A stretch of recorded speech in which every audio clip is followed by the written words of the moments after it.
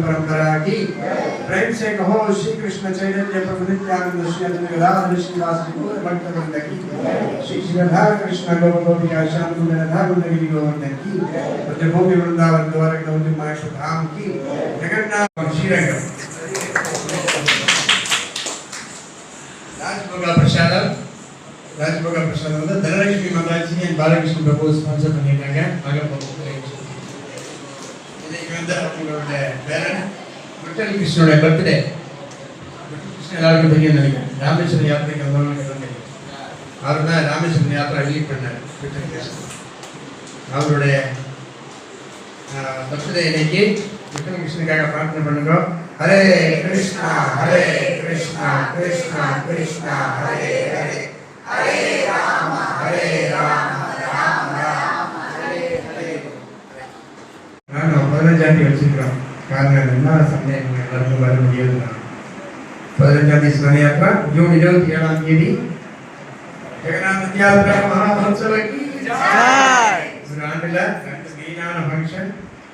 அது ஒன்று ரத யாத்திரா, இன்னொன்று ஸ்ரீகிருஷ்ண ஜென்மாஷ்டமி. ரத யாத்திரா ஃபெஸ்டிவலுக்கு எல்லாரும் சந்தோஷமா ஆனந்தமா இருந்துக்கோங்க.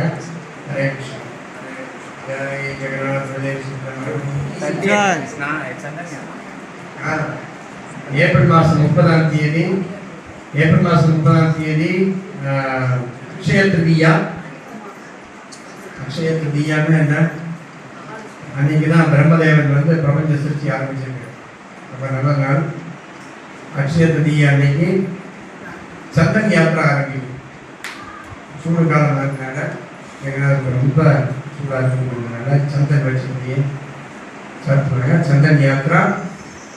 அதனால யாருக்கெல்லாம் என்னெல்லாம் சர்வீஸ் பண்ண முடியுமோ அதெல்லாம் பண்ணுங்க. சந்தன் பண்ணலாம். கடையிலேருந்து பவுடர் வாங்கிட்டு கடைக்கு வைக்கிறது கிடையாது. நம்ம வந்து சந்தனை வாங்கிட்டு அரைக்கணும்.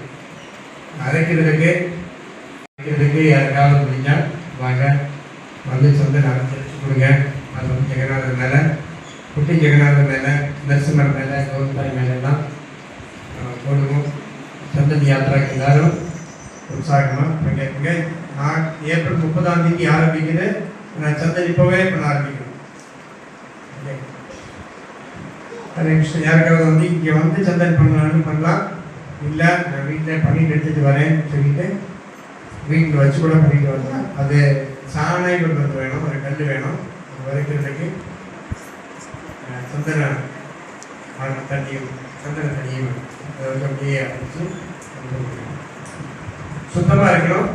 அதை வந்து உச்சுலாம் கிடக்கூடாது. கை காலெல்லாம் சுத்தமாக கிளீன் பண்ணணும். குளிச்சுக்காக பண்ணணும். அப்படியெல்லாம் இன்ஸ்ட்ரக்ஷன் இருக்கு. பண்ணுறதுக்கு முன்னாடி பூஜை கேட்டுக்கோங்க. பூஜை எப்படி பண்ணலாம். श्री भगवान की जय. श्री रंगनाथ स्वामी की जय. की जय.